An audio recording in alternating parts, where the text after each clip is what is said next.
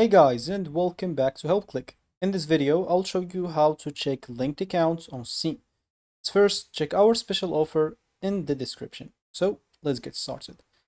Before we begin, it's important to know that Steam doesn't have a page where you can see every account linked to your Steam account. Most account links, such as Ubisoft, EA, Xbox, or PlayStation, are managed on the service you are connected to, not inside Steam. But the only way to do it is basically contacting Steam support and asking them to give you a report. So you'll have to write them a request of a list of third party or social account linked to your Steam profile. To do that, you can go to the top right here or left and click on help, then click on Steam support. Once you do so, scroll down and click on Steam client. Then you would like to go to offline mode, then click on contact Steam support.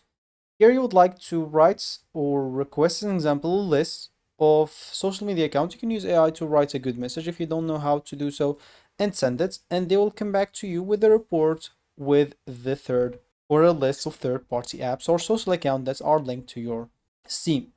Other than that, if you don't want to do that, if it's too slow or something for you, you can go and check the third-party websites.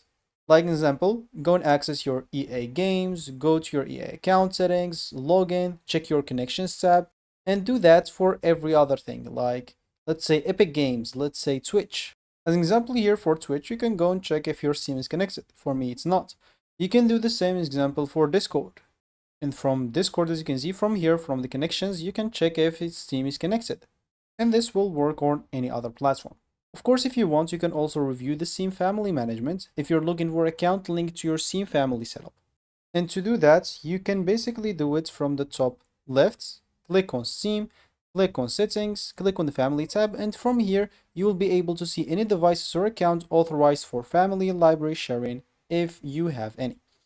So that's basically it for me in this video. If you find this helpful, hit that like and subscribe button and watch our next video.